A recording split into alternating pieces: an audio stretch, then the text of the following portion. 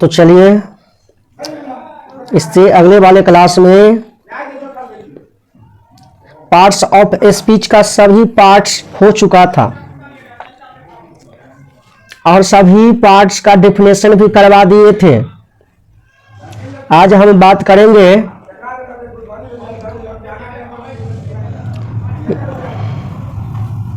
Noun का details में। चलिए तो यहां पर देखिए, सबसे पहले है यहां पर क्या, नाउन। नाउन मीन्स होता है संज्ञा, सबको पता है नाउन मीन्स होता है संज्ञा, ठीक है। अब देखिए दुनिया में लाखों करोड़ों लोग हैं, सबके अलग अलग नाम हैं। इसी तरह प्रत्येक स्थान, पशु पक्षी जानवर तथा वस्तु, प्रत्येक यहां पर एक का होगा, प्रत्येक स्थान वस्तु पशु पक्षी जानवर स्थान या वस्तु के भी कुछ न कुछ नाम अवश्य हैं। यानी ये समझिए कि दुनिया में ऐसा कोई भी वस्तु हो, ठीक है, उसका कुछ न कुछ नाम अवश्य होंगे, उसे ही नाउन कहते हैं। यहां पर दिया गया है, चाहे वो पशु पक्षी हो, चाहे वो जानवर हो, चाहे कोई स्थान का नाम हो, इत्यादि कुछ नाम अवश्य है। इन नामों को ही क्या कहते हैं, संज्ञा कहते हैं। अतः नाम को ही संज्ञा कहते हैं। तो ये समझ में आया होगा। चलिए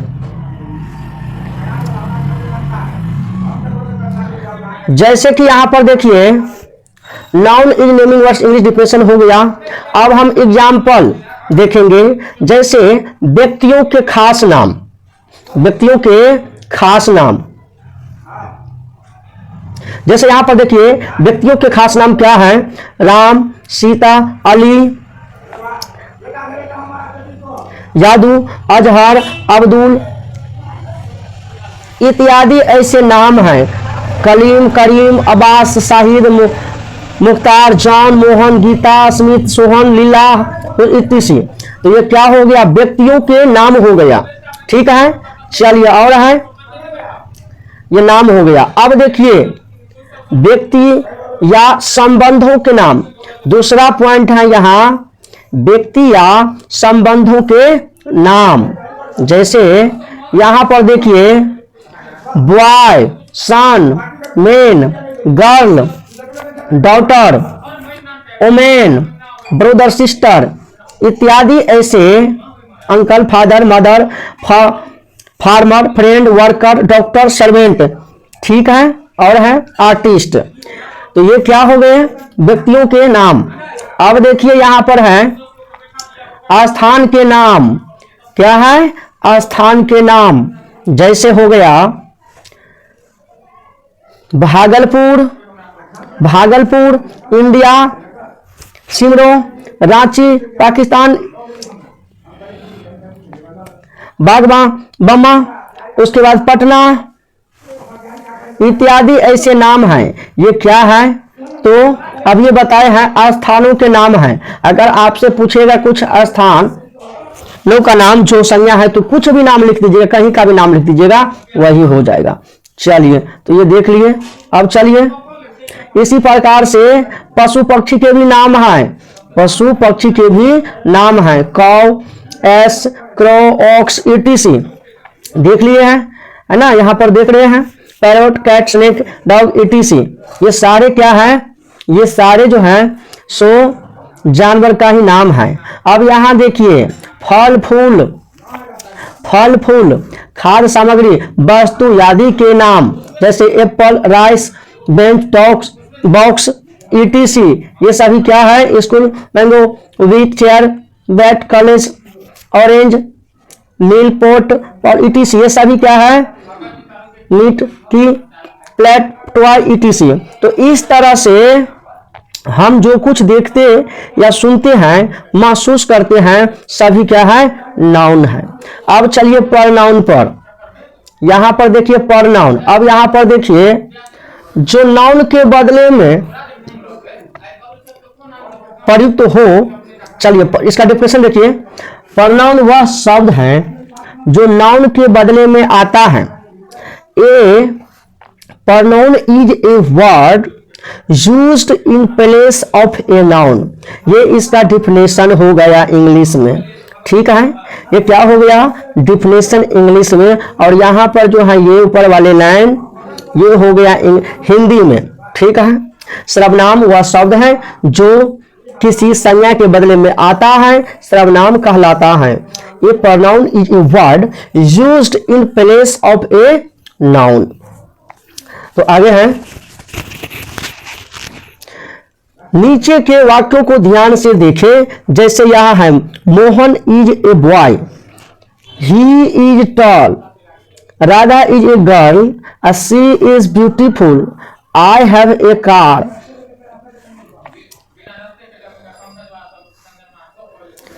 it is black, it is. ऊपर के वाक्यों में ही, सी और इट है। इट के प्रयोग, थोड़ा इट लिख रहे हैं आई टी, एक मिनट।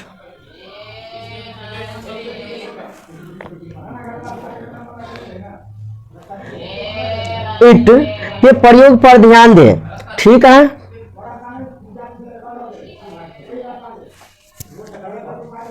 चलिए, ईट के प्रयोग पर ध्यान दें।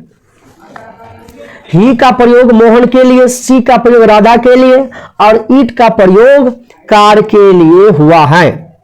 इस तरह ही, सी, इट के अलावे कुछ और भी प्रोनाउन हैं जो निम्नलिखित हैं।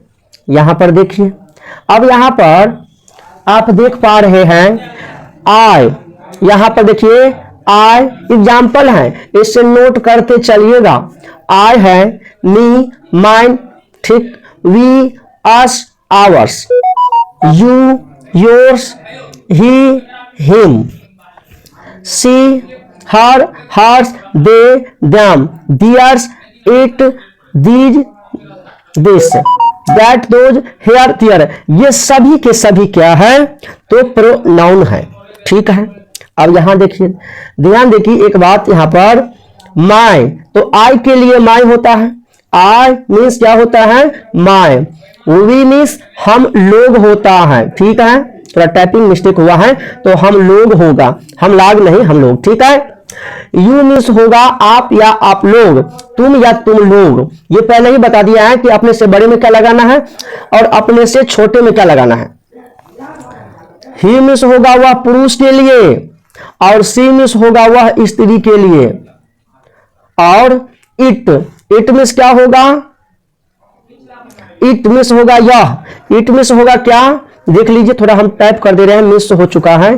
तो इट मीन्स जो होगा, यहां इट है, 11 नहीं है, इट है। इट, इट मीन्स होगा यह, किसके लिए होगा, तो इट मीन्स यह जो होगा नपुंसक लिंग के लिए आता है। जैसे में हो गया टेबल, पंखा, किताब इत्यादि ऐसे शब्द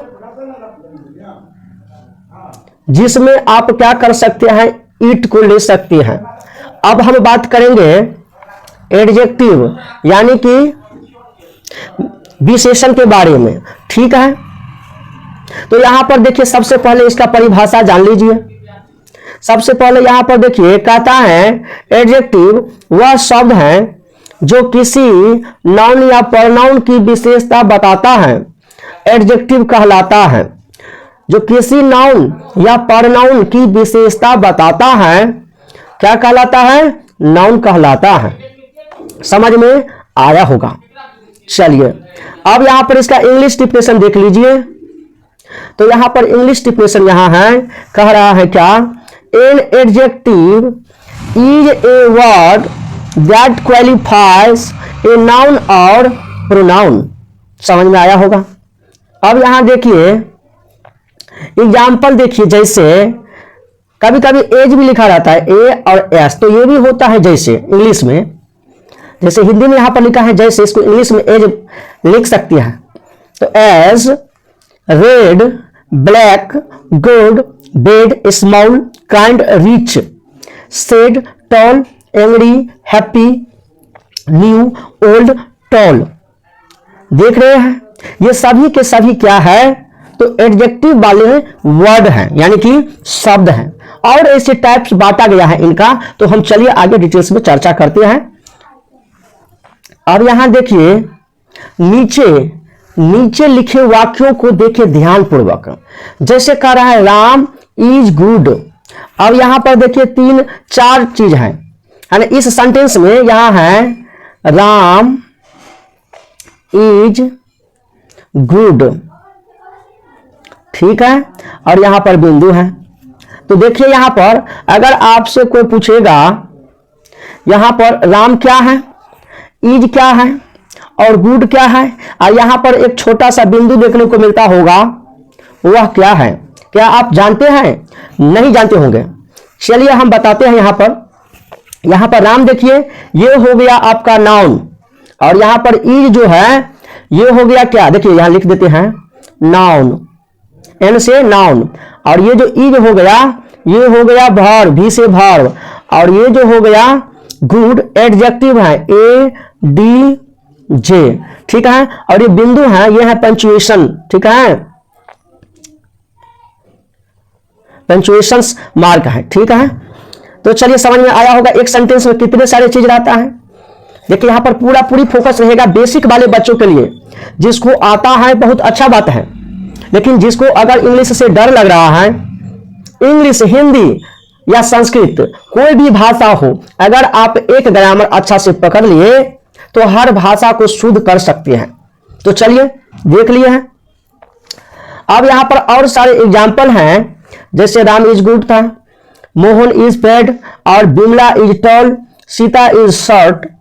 तो इसी प्रकार से रहेगा। लास्ट में यहां पर एक वर्ड आपको देखने को मिलता होगा, क्या है, गुड, बैड, टॉल, शॉर्ट, ये सभी हैं एडजेक्टिव,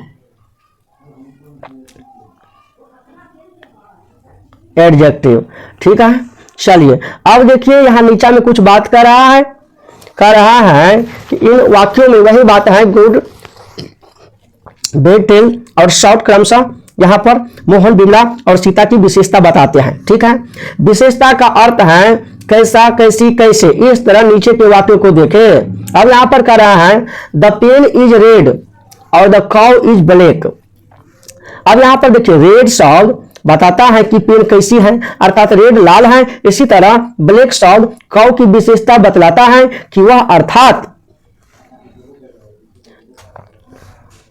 गाय ब्लैक है, यानी काली है। नीचे कुछ एडजेक्टिव दिए जा रहे हैं, इन्हें याद कर ले और अपने कॉपी में नोट कर ले। तो चलिए यहां पर कुछ एडजेक्टिव वाले वर्ड हैं, जैसे कि यहां पर देख पा रहे हैं, बिग मिस बड़ा होगा, स्मॉल मिस छोटा होगा, गुड मिस अच्छा होगा, और बेड मिस बुरा होगा, फिट मिस मोटा होगा। इसी प्रकार से ये सब बेसिक वर्ड हैं। हो सकता है कि आप इन वर्ड को पहले से भी जानते होंगे, इसीलिए चलिए यहां पर टॉल, टॉल मीन्स पतला या लंबा, शॉर्ट मीन्स होगा छोटा, हैप्पी मीन्स होगा खुश, सैड मीन्स उदास या दुखी, रिच मीन्स धनी, पुअर मीन्स गरीब, न्यू मीन्स नया, ओल्ड मीन्स पुराना, रेड मीन्स लाल, ब्लैक मीन्स काला, हॉट मीन्स गर्म, कोल्ड मीन्स ठंडा, ब्यूटीफुल मीन्स होगा सुंदर, स्वीट मीन्स होगा मीठा, बिटर मीन्स होगा तीखा, डर्टी मीन्स होगा गंदा। तो देख लिए हैं। अब चलिए यहां तक समझ में आया होगा। अब हम बात करेंगे वर्ब पे। तो चलिए इस वर्ब को हम थोड़ा ड्रॉ कर लेते हैं, कलर कर लेते हैं पहले, और साइज भी थोड़ा बड़ा कर लेते हैं। चलिए तो यहां पर देख पा रहे हैं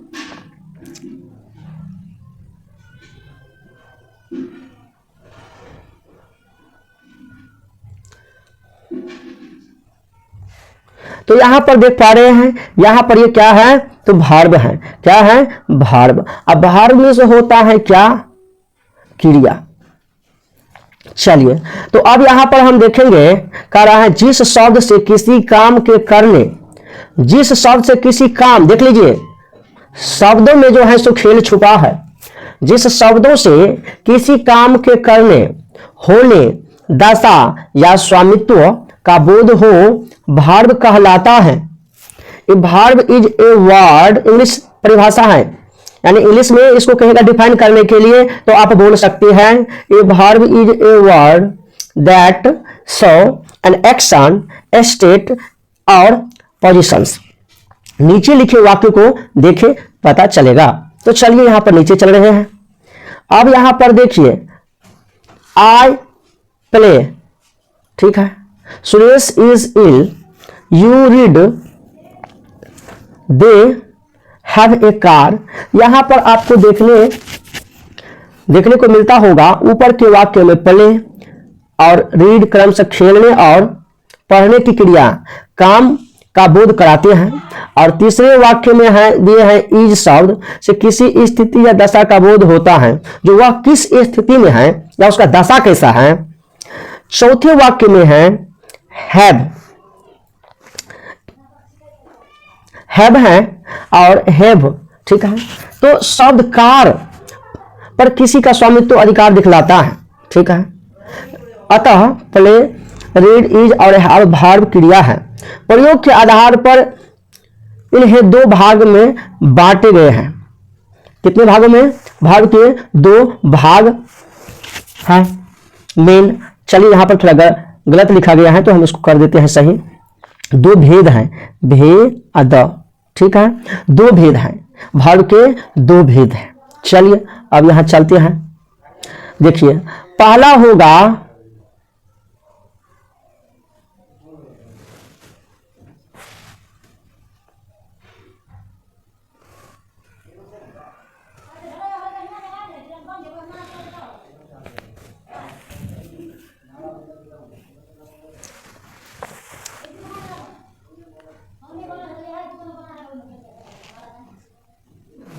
चलिए यहां पर देखने को थोड़ा गड़बड़ हो गया था। प्रिंसिपल भार्ब पहला है, भार्ब के दो भाग यहां पर दिया गया है। जो पहला है प्रिंसिपल भार्ब यानी कि मुख्य क्रिया, और एक है एक्जिलरी भार्ब यानी कि सहायक क्रिया। क्या है? एक्जिलरी भार्ब यानी सहायक क्रिया, ठीक है। अब यहां पर देखिए थोड़ा एक मिनट,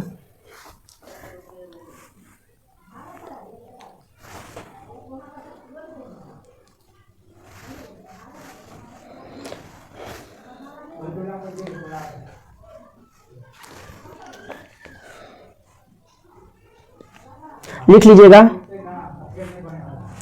एक्जिलरी,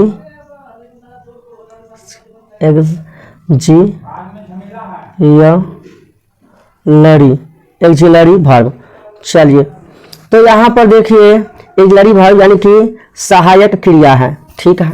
अब प्रिंसिपल भार्ब को मेन भार्ब और एक्जिलरी भार्ब को हेल्पिंग भार्ब भी कहते हैं। यहाँ नोट में ध्यान दीजिएगा, ये नोट कर लीजिएगा। प्रिंसिपल भार्ब को मेन भार्ब और एक्जिलरी भार्ब को हेल्पिंग भार्ब भी कहते हैं। चलिए दोनों का परिभाषा देख लेते हैं पहले। तो यहां देखिए प्रिंसिपल भार्ब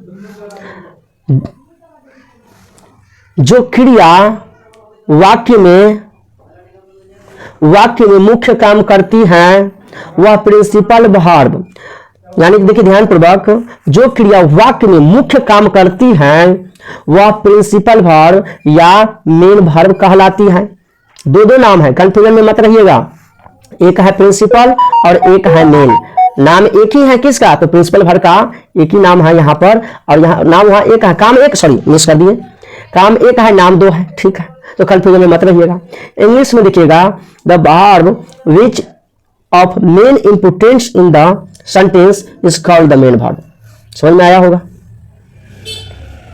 अब यहां देखिए नीचे लिखे वाक्यों को देखें। जैसे यहां पर कह रहा है आई ईट, हरी वेंट। अब यहां ईट देख रहे हैं, वेंट देख रहे हैं। राम इज रीडिंग, तो यहां इज भी भार्ब है और रीडिंग भी, तो मेन भार्ब कौन हो गया? यहां पर रीडिंग हो गया। सी विल गो, हम अंडरलाइन कर दे रहे हैं, गुड और बेड, ये क्या हो गया? मेन भार्ब हो गया। चलिए आगे देखिए, यहां एग्जाम्पल में देख लिया, ठीक है। यह अब आपको देखने को मिल रहा होगा हेल्पिंग भार्ब। जो क्रिया मुख्य क्रिया की सहायता करती है वह हेल्पिंग भार्ब कहलाती है। ये क्या करता है? उनको मदद कर रहा है। किसको? तो मुख्य क्रिया यानी कि मेन भार्ब को। ए helping verb is one which helps the main verb in a sentence are called helping verbs. ठीक है, जैसे यहां पर देखिए एग्जाम्पल में आई एम ईटिंग, तो यहां पर ये ईटिंग हो गया मेन, और इनका जो मदद कर रहा है एम। ठीक है, यू मे गो, यहां पर देखिए ये क्या हो गया, मे जो है क्या है तो हेल्पिंग वर्ब, और गो है यहां पर main verb. He is reading, तो यहां पर क्या है रीडिंग हो गया आपका मेन वर्ब, और यहां इज हो गया helping verb. We should play, तो यहां देख पा रहे हैं। ठीक है, चलिए अब यहां ऊपर के वाक्यों में एम में इज शुड हेल्पिंग वर्ब है। चलिए हेल्पिंग वर्ब का एग्जाम्पल यहां है, आप नोट कर लीजिएगा। जैसे कि यहां पर आपको देख पा रहे होंगे, एम हो गया, इज हो गया, आर हो गया, was, were, do, does, did, have, has, had, can, could, may, might, will, would, ought, shall, should, must, need, dare, use to. Use to एक ही साथ है, यूज टू थोड़ा एक मिनट कर लीजिएगा, ये कोमा नहीं, कोमा को काट दीजिए। चलिए तो यूज टू, ठीक है, तो ये लगभग 24 होते हैं। ठीक है, तो इसे आप अपने कॉपी में नोट कर लीजिएगा। चलिए आगे देख रहे हैं, कह रहा है यहां पर एक ही वर्ब किसी वाक्य में मेन वर्ब तो दूसरे वाक्य में हेल्पिंग वर्ब। ठीक है, वाक्य एक है लेकिन कभी कभी क्या होगा यहां पर दोनों वर्ब देखने को मिलेगा। ठीक है, अतः नीचे दिए गए वाक्य को ध्यान से देखें। चलिए इंग्लिश ग्रामर में ऊपर के वाक्य को ध्यान से देखने पर स्पष्ट होता है कि वाक्य में अगर एक ही वर्ब है तो मेन वर्ब ही कहलाएगा। अगर कुछ सेंटेंस ऐसे होंगे जिसमें क्या होगा एक ही वर्ब होगा तो वो मेन वर्ब ही कहलाएंगे। ठीक है, अब यहां पर देखिए transitive verb and intransitive verb, ये क्या होते हैं, तो यह होगा एक सकर्मक क्रिया और एक अकर्मक क्रिया। ध्यान पूर्वक देखिए, जैसे ऑब्जेक्ट यहां पर कह रहा है, ऑब्जेक्ट कर्म के आधार पर वर्ब को दो भागों में बांटा है ना, दो भाग में बांट सकते हैं कर्म के आधार पर। किसके आधार पर, कर्म के आधार पर, यानी काम के आधार पर। ठीक है, तो यहां पर देखिए सबसे पहले है ट्रांजिटिव मीन्स सकर्मक क्रिया, सकर्मक, ट्रांजिटिव मीन्स भाग नहीं दिया है, ठीक है, छूट गया है। ट्रांजिटिव मीन्स सकर्मक, यानी कि जिस भार्ब के साथ ऑब्जेक्ट यानी कर्म का प्रयोग हो उसे ट्रांजिटिव भार्ब कहते हैं। The verb used with an object is called a transitive verb. इन वाक्यों को देखें नीचे में, यहां पर देखिए जैसे I read a book, we eat mangoes, और Ram loves Sita, he calls me, he sings a song, I want a pen. ऊपर के वाक्यों में a book, mangoes, Sita, me, a song और पेन ऑब्जेक्ट। पेन क्या है, तो यहां पर देखिए ऑब्जेक्ट यानी कर्म है, अतः इनके पहले आई वर्ब्स क्रमशः read, it, loves, calls, sings, it, want transitive verb है। समझ में आया होगा। एक है यहां पर सेकेंड नंबर का इंट्रांजिटिव वर्ब, इंट्रांजिटिव वर्ब। एक मिनट थोड़ा इसको भी हम शुद्ध करिए दे रहे हैं।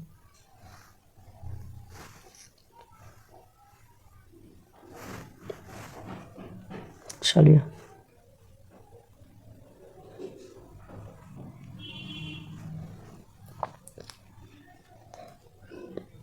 अब यहां पर है इंट्रांजिटिव वर्ब, जिस वर्ब के साथ ऑब्जेक्ट कर्म का प्रयोग नहीं हुआ हो उस वर्ब को इंट्रांजिटिव वर्ब कहते हैं। इंग्लिश में होगा इसका definition, the verb is used without an object is called an intransitive verb.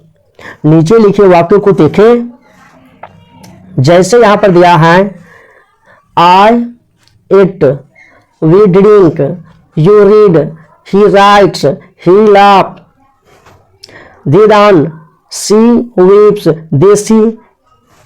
आपको कुछ डिफरेंस लगा होगा उस सेंटेंस में और इस सेंटेंस में, यानी कि उस वाक्य और इस वाक्य में।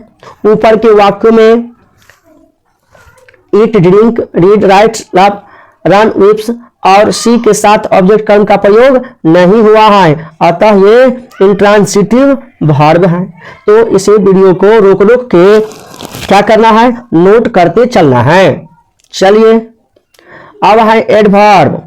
क्या है, एडवर्ब। तो चलिए एडवर्ब हम अगले क्लास में लेके आएंगे। अब हम इस क्लास को यहीं से क्लोज कर रहे हैं। ठीक है।